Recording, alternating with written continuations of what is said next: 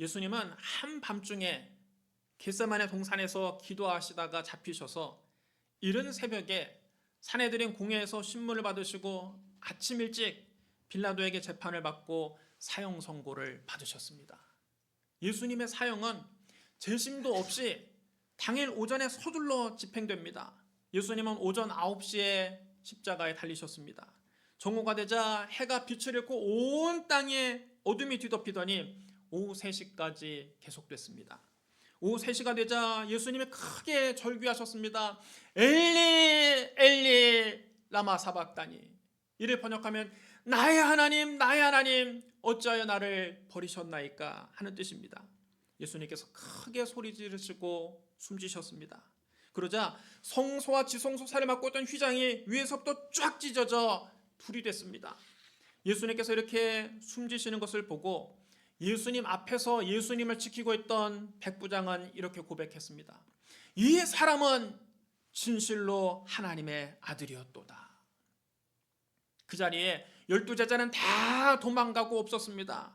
여자들만 예수님께서 십자가에서 숨지시는 모습을 멀리서 안타깝게 바라보았습니다. 그 중에 막달라 마리아와 작은 야고보와 요새 어머니 마리아와 살로메가 있었습니다. 또 예수님과 함께 갈릴리에서 예루살렘에 온 여자들도 많이 있었습니다. 제자들은 다 도망갔는데 예수님과 함께 갈릴리에서 올라온 여자들만 예수님의 십자가 임종을 지켜본 것입니다. 그들은 예수님의 십자가에 쭉 늘어져 계신 모습을 바라보면서 하염없이 눈물을 흘렸습니다. 그런데 아리마대 사람 요셉이라는 사람이 있습니다. 그는 존경받는 공회의원이요 하나님 나라를 기다리는 사람이었습니다. 산헤드린 공회에서 예수님을 십자가 못 박아 죽이기로 결의할 때 그는 거기에 찬성하지 않았습니다. 마태복음 27장 57절에 이렇게 기록되어 있습니다. 저물었을 때에 아리마대 부자 요셉이라는 사람이 왔으니 그도 예수의 제자라. 그는 예수님의 숨은 제자였습니다. 그는 부자였고 막강한 권력을 가진 공회의원이었지만 예수님의 말씀도 듣고 예수님이 행하시는 표적도 보고 예수님의 제자가 됐습니다. 하지만 유대인들이 두려워서 그것을 숨기고 있었습니다. 그런데 예수님께서 무고하게 십자가에 처형되시는 모습을 보고 그는 더 이상 자신이 예수의 제자임을 숨기지 않았습니다.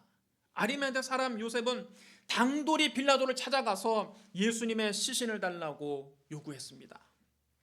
지금 예수님은 유대인의 왕이라는 죄목으로 십자가에 처형됐습니다.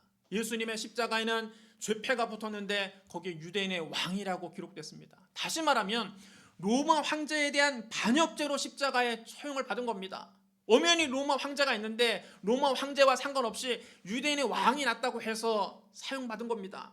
그러니까 반역죄로 십자가형을 받았는데 십자가형을 받은 그 죄수의 시신을 요구하는 것은 어떤 의미입니까?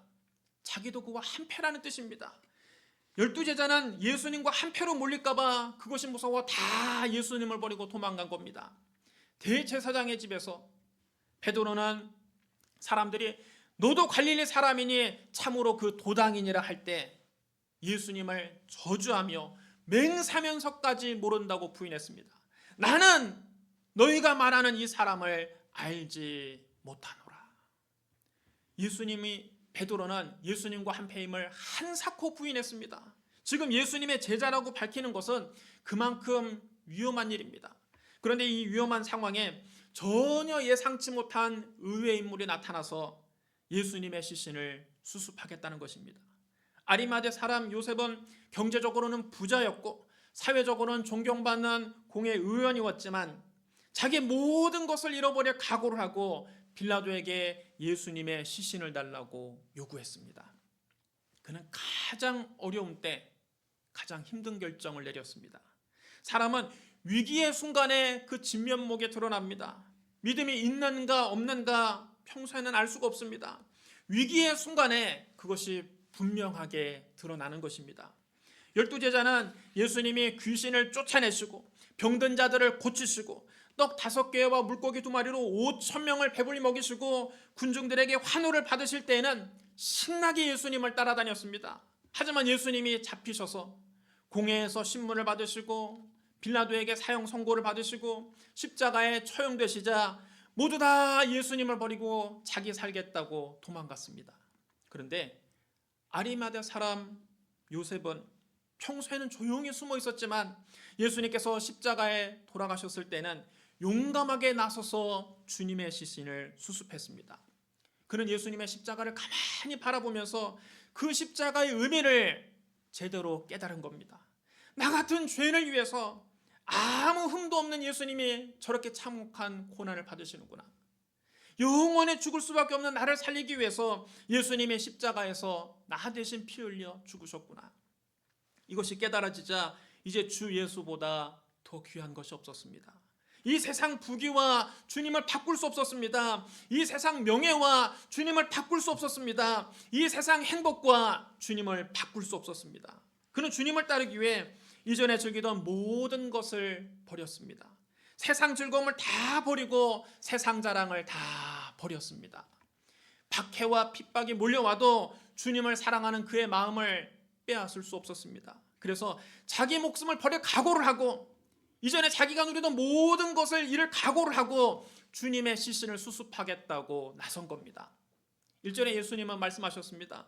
누구든지 나를 따라오려거든 자기를 부인하고 자기의 십자가를 지고 나를 따를 것이니라. 여러분 따르시랍니다. 누구든지 나를 따라오려거든 자기를 부인하고 자기 십자가를 지고 나를 따를 것이니라. 아리마대 사람 요셉은 전에는 예수님의 숨은 제자였지만 골고다 언덕에서 십자가 달리신 예수님을 보고는 이제는 자기 목숨까지 버릴 수 있는 진정한 제자가 된 것입니다. 여러분 우리가 인생을 살다 보면 이처럼 나의 신앙을 드러내야 할 결정적인 순간이 찾아옵니다. 평상시에는 우리가 믿음이 있는지 없는지 잘 모릅니다. 평안할 때는 신앙생활하는데 어려움이 없습니다. 교회 다니는데 아무런 제약이 없습니다. 그러나 위기의 순간이 옵니다. 나의 신앙을 밝히면 불이익을 당할 때가 있습니다. 예수 믿는다고 말하면 손해를 볼 때가 있습니다. 때로는 목숨을 버릴 각오를 해야 할 때도 있습니다. 그럴 때 어떤 고백을 하느냐가 그 사람의 믿음을 증명하는 겁니다. 구약시대 에스더는 페르시아의 아하수에로 왕의 왕후였습니다. 에스더는 유대인이었지만 자신의 신분을 숨기고 왕으로 발탁됐습니다.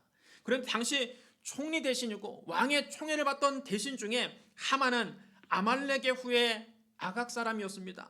이스라엘과 아말렉은 철천지 원수지간입니다. 그는 자기에게 허리를 굽혀 인사하지 않은 왕궁의 문지기 모르드게가 유대인이라는 사실을 알고 모든 유대인을 학살하기로 결심합니다. 그는 왕에게 찾아가서 유대인들이 왕의 법률을 무시하고 지키지 않으므로 그들을 진멸하게 해달라고 참수했습니다. 너의 소견에 좋을 대로 행하라. 왕이 이렇게 허락하자 그는 왕의 인장 반지를 받아서 12째 달 13일 하루 동안 페르시아 제국에 사는 모든 유대인을 남녀노소를 불문하고 진멸하라고 전국에 선포했습니다. 그 당시는 절대 군주 국가였기 때문에 왕의 조서가 내려지면 그 조서에 쓰인 대로 다 죽는 겁니다. 페르시아에 사는 모든 유대인이 영문도 모른 채 다 죽게 됐습니다. 모르드게는 사촌 여동생 에스더에게 연락해서 유대인이 대학살을 당하게 된 경위를 설명했습니다. 그리고 왕후 에스더가 왕에게 나아가서 자비를 구하고 민족을 위해 간청해달라고 부탁을 했습니다. 에스더가 이 부탁을 받고 이렇게 대답했습니다. 남녀를 막론하고 왕의 부름을 받지 않고 안뜰에 들어가서 왕에게 나아가면 오직 죽임을 당하는 게 이 나라의 법입니다. 내가 왕의 부름을 받지 않은 지 벌써 30일이 지났습니다. 괜히 잘못 들어갔다가 내 목숨도 부지하기 어렵습니다. 절대 군주 국가에서 왕이 부르지도 않았는데 대뜸 왕을 찾아가는 것은 굉장히 위험한 행동입니다.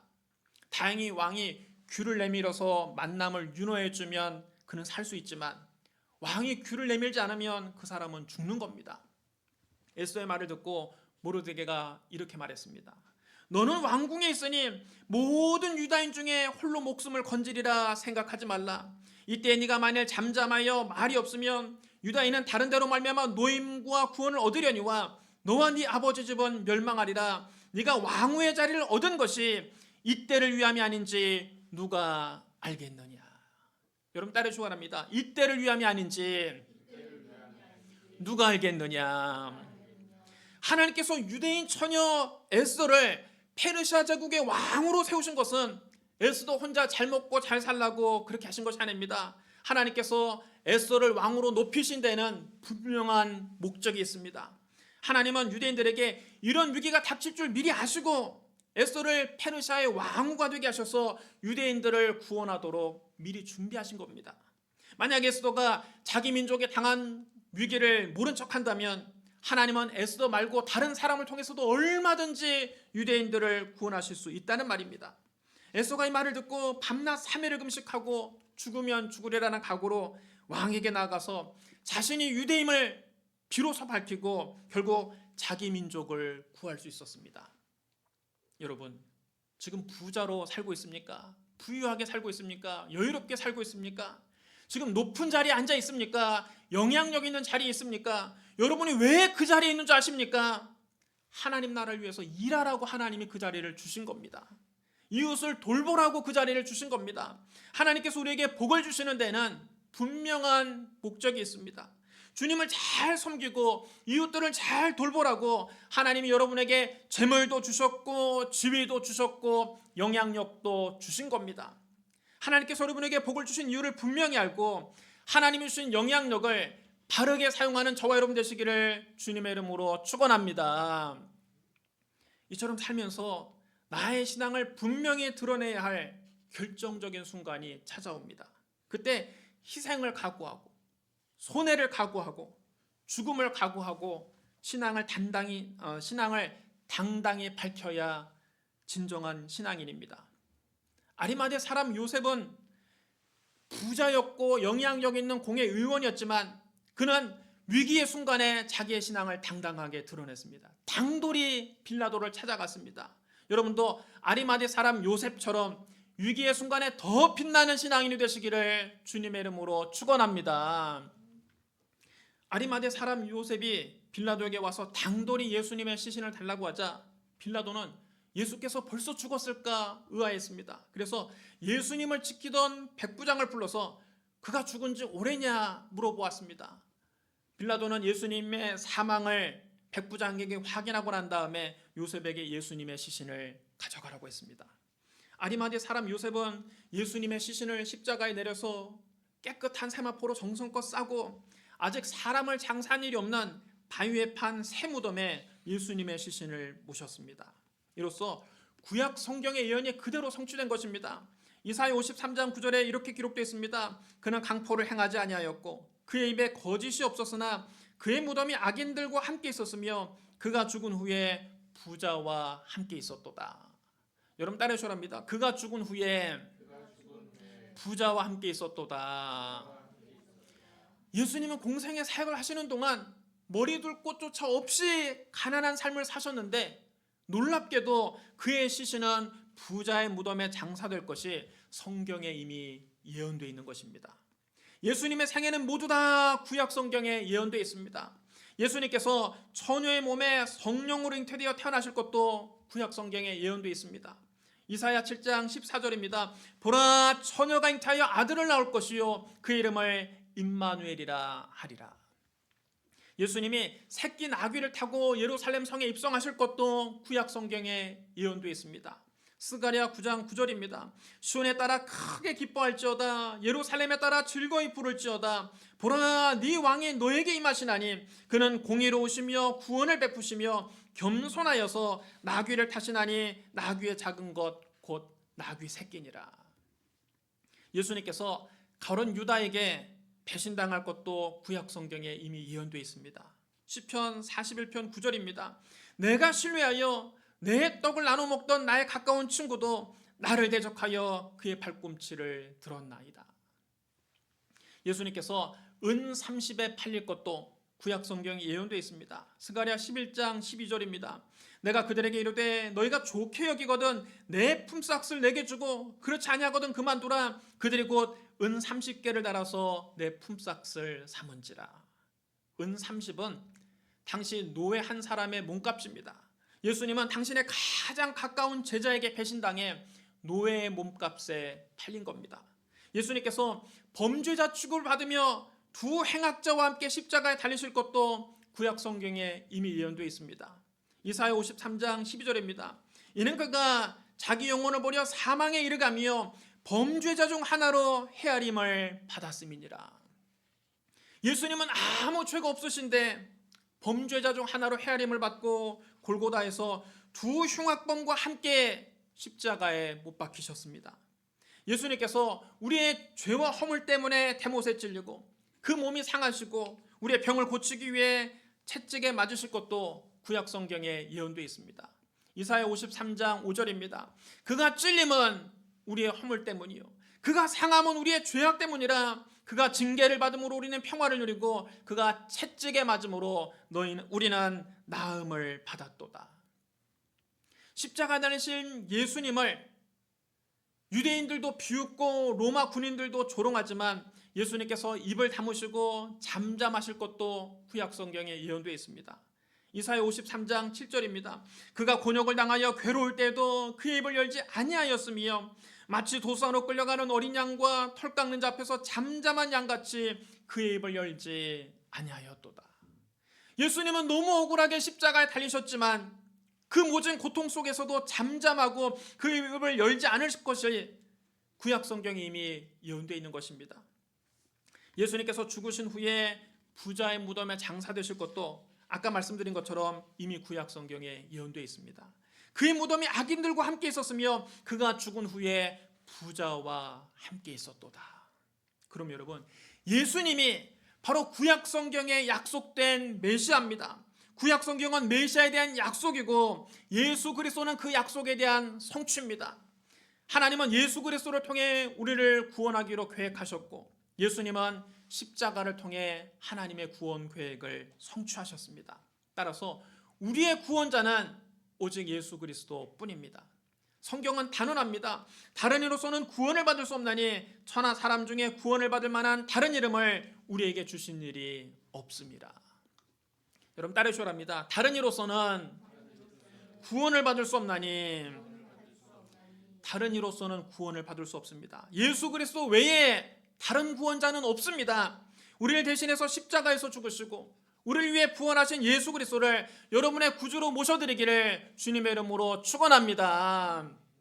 사랑하는 성도 여러분, 예수님의 십자가에 돌아가셨을 때 끝까지 예수님을 따르겠다고 큰 소리치던 제자들은 그림자도 보이지 않았습니다. 예수님의 끝까지 따른 사람은 의외로 공의 의원이었던 아리마대 사람 요셉과 갈릴리에서 온 여자들이었습니다.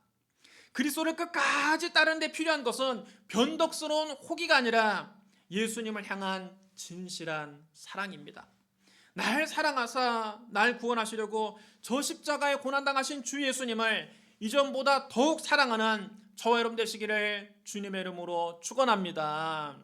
우리 기도하겠습니다. 사랑과 은혜가 풍성하신 하나님 아버지, 나 같은 죄인을 살리시려고 예수님이 십자가에서 몸을 찢고 피를 흘려주시니 감사합니다. 주님이 목숨까지 버리며 우리를 사랑하셨으니 우리도 위기의 순간에 주님을 부인하지 않게 하여 주옵소서. 어떤 위기에도 그리스도님을 당돌이 밝힐 수 있는 믿음을 주시옵소서. 내 입만으로는 할 수 없습니다. 성령이여 우리를 도와주시옵소서. 예수님 이름으로 감사하며 기도드리옵나이다. 아멘.